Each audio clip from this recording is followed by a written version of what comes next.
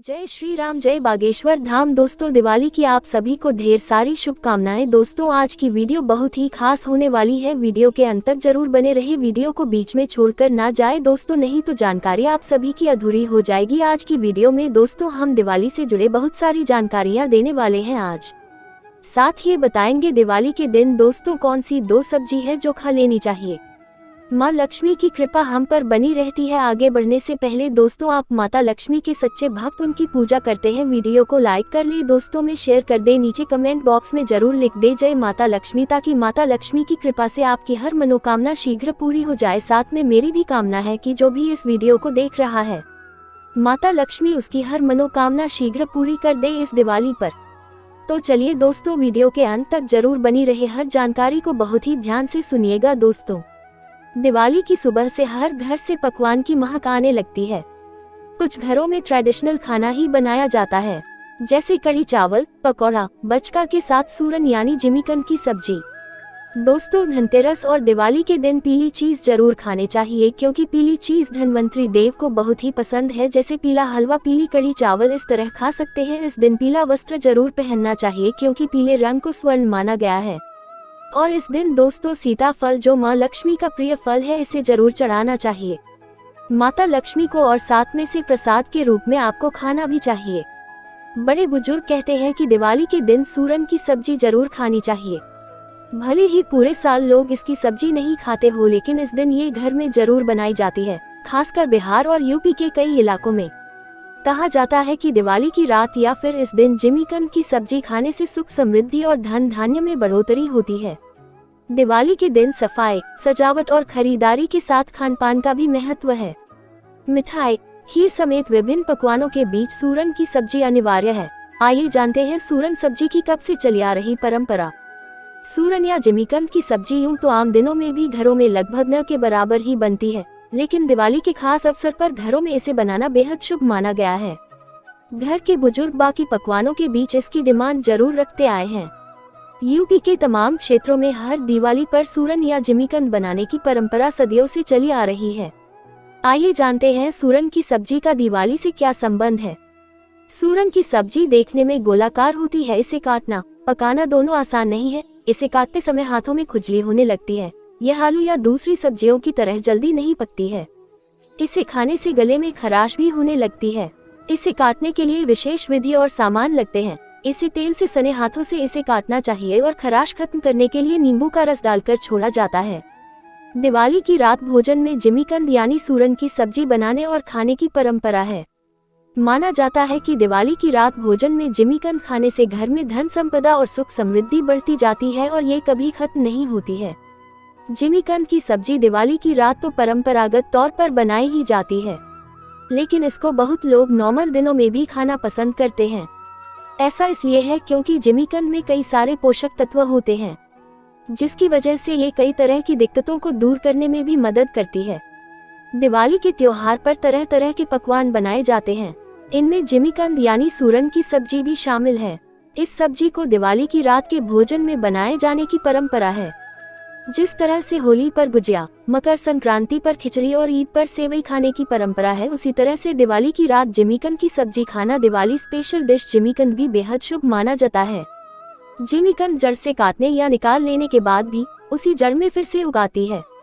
इस वजह जिमीकंद की सब्जी को दिवाली के दौरान धन के भंडारण और बढ़ती हुई सुख समृद्धि से जोड़कर देखा जाता है। माना जाता है कि दिवाली की रात भोजन में जिमीकंद यानी सूरन की सब्जी खाने से घर में धन संपदा और सुख समृद्धि बढ़ती जाती है, और ये कभी खत्म नहीं होती है। दोस्तों, जिमीकंद क्या होता है, आइए जान लेते हैं इसके बारे में। जिमीकंद यानी सूरन एक जड़ है जिसको सब्जी के तौर पर खाया जाता है। ये एक कंद के रूप में होती है, और ये नॉर्मल तौर पर अपने आप ही उगती है, लेकिन जिमीकंद एंटी इन्फ्लेमेटरी और एंटीऑक्सीडेंट गुणों से भरपूर होती है, और ये कई तरह की दिक्कतों को कम करने में मदद करती है। इस वजह से पिछले कुछ वर्षों से इसकी खेती भी की जाने लगी है। इसका स्वाद कुछ अरबी की तरह से होता है, और इसको छीलने या कच्चा खाने से हाथों और गले में जलन हो सकती है, लेकिन दिवाली स्पेशल डिश जब बनकर तैयार होती है तो ये खाने में बेहद टेस्टी होती है। जिमीकंद की सब्जी दिवाली की रात तो परंपरागत तौर पर बनाई ही जाती है, लेकिन इसको बहुत लोग नॉर्मल दिनों में भी खाना पसंद करते हैं। ऐसा इसलिए है क्योंकि जिमीकंद में कई सारे पोषक तत्व होते हैं, जिसकी वजह से ये कई तरह की दिक्कतों को दूर करने में भी मदद करती है, जैसे रजोनिवृत्ति के लक्षणों से राहत देना, खून की कमी को दूर करना, डाइजेस्टिव एंजाइम्स को बढ़ाना, वजन कम करने में हेल्प करना और मेटाबॉलिज्म को बेहतर बनाने जैसी कई चीजें शामिल हैं। साथ ही सेहत संवारती है सूरन की सब्जी।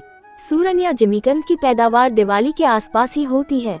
इसमें बहुत अच्छे एंटीऑक्सीडेंट्स, बीटा कैरोटीन होता है, जो शरीर की रोग प्रतिरोधक क्षमता बढ़ाते हैं। इसके अलावा कई विटामिन और खनिज भी होते हैं, जो स्वास्थ्य के लिए लाभदायक हैं।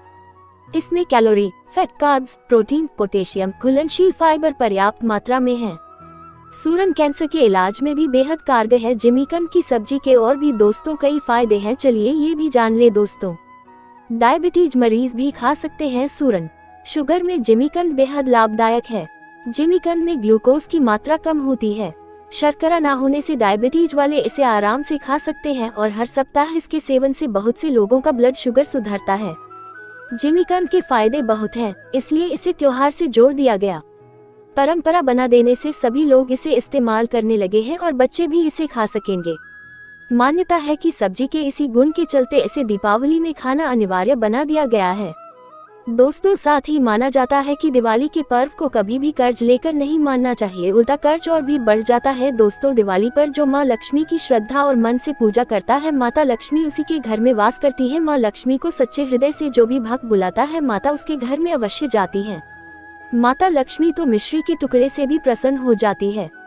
दोस्तों, पूजा पाठ अगर सच्चे मन से करेंगे तो आपकी प्रार्थना माता तक जरूर पहुँचेगी। यदि सच्ची श्रद्धा ना हो तो करोड़ों रुपए भी बेकार है माता के सामने। दोस्तों, दिवाली के दिन माता लक्ष्मी को आकर्षित करने के लिए घर के मुख्य द्वार पर रंगोली बनाएं, दीपक अपने घरों में सजा कर रखें। इस दिन हमें रंगोली के रूप में क्या बनना चाहिए, ये बहुत कम लोग जानते होंगे। उन्होंने कहा कि दीपावली के दिन लोगों को अपने घर के सामने या जिस घर में माता लक्ष्मी की पूजा हो रही हो, उसके सामने उनके चरण पादुका का निर्माण करना चाहिए। रंगोली बनाने के दौरान लाल रंग का इस्तेमाल करना शुभ माना गया है और लाल रंग माता लक्ष्मी का होता है, इसलिए उनके चरण पादुका लाल रंग से ही बनना चाहिए। इसके अलावा अष्टदल कमल का निर्माण कर उसमें दीप जलाना चाहिए। दीपावली के दिन घर के दरवाजे पर संध्या काल में लाल रंग से माता लक्ष्मी की चरण पादुका बनानी चाहिए। इससे माता लक्ष्मी के आने का प्रादुर्भाव होता है और सुख समृद्धि के प्रतीक के रूप में माता लक्ष्मी घर में वास करती है। घर में जब भी रंगोली बनाई जाए तो माता लक्ष्मी को विष्णु के साथ, माता लक्ष्मी को रुद्र के साथ, माता लक्ष्मी को कुबेर के साथ और माता लक्ष्मी को गणेश के साथ रंगोली में शामिल करना चाहिए। इसके अलावा स्वास्थ्य और शुभ लाभ भी बनाना चाहिए। इससे माता लक्ष्मी के साथ साथ रिद्धि सिद्धि की भी पूजा हो जाती है। दिवाली पर सबसे ज्यादा महत्व लक्ष्मी पूजन का होता है। दिवाली की रात पूरा परिवार नए कपड़े पहनकर माँ लक्ष्मी और भगवान गणेश की पूजा करता है। मान्यता है कि इस दिन माता लक्ष्मी की पूजा करने से घर में सुख समृद्धि सदैव बनी रहती है और कभी भी धन की कमी नहीं होती है। दिवाली की रात घरों को दियों और लाइटों से रोशन किया जाता है। हर तरफ दिवाली की धूम और जगमग करती बत्तियां दिखाई देती हैं। दिवाली पर सबसे ज्यादा महत्व लक्ष्मी पूजन का होता है। दिवाली की रात पूरा परिवार नए कपड़े पहनकर माँ लक्ष्मी और भगवान गणेश की पूजा करता है। मान्यता है कि इस दिन माता लक्ष्मी की पूजा करने से घर में सुख समृद्धि सदैव बनी रहती है और कभी भी धन की कमी नहीं होती है। ऐसे में चलिए जानते हैं दिवाली पर लक्ष्मी पूजन विधि और महत्व। दिवाली पर मुख्य रूप से माँ लक्ष्मी और गणेश जी की पूजा की जाती है। ऐसे में पूजा के लिए सबसे पहले पूजा स्थान को साफ करें और एक चौकी पर लाल या पीले रंग का कपड़ा बिछाएं। फिर इस चौकी पर बीच में मुट्ठी भर अनाज रखें। कलश को अनाज के बीच में रखें। कलश में पानी भरकर एक सुपारी, गेंदे का फूल, एक सिक्का और कुछ चावल के दाने डालें। कलश पर 5 आम के पत्ते गोलाकार आकार में रखें।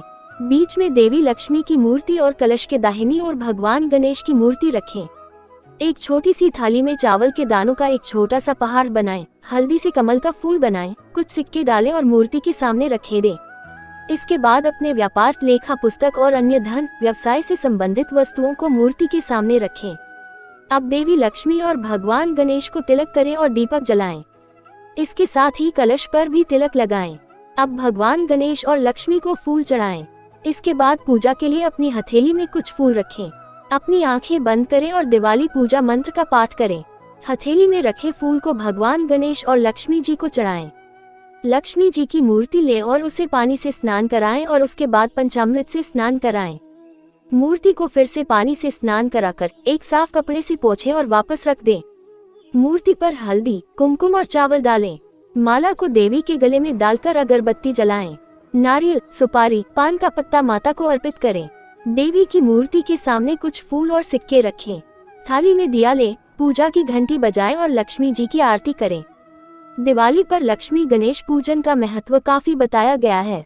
दिवाली के दिन मुख्य रूप से माता लक्ष्मी और भगवान गणपति की पूजा की जाती है।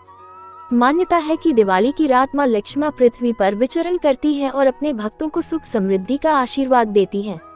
मां लक्ष्मी धन की देवी है और उनकी पूजा से धन तथा ऐश्वर्य मिलता है। वहीं भगवान गणपति को प्रथम पूजनीय माना जाता है। दिवाली के दिन गणपति के पूजन से मन और मस्तिष्क को शांति मिलती है और बुद्धि के देवता अपने भक्तों को सद्बुद्धि का वरदान देते हैं। उम्मीद है दोस्तों आप सभी को ये जानकारी पसंद आई है, तो वीडियो को जरूर लाइक कर ले, दोस्तों में शेयर कर ले।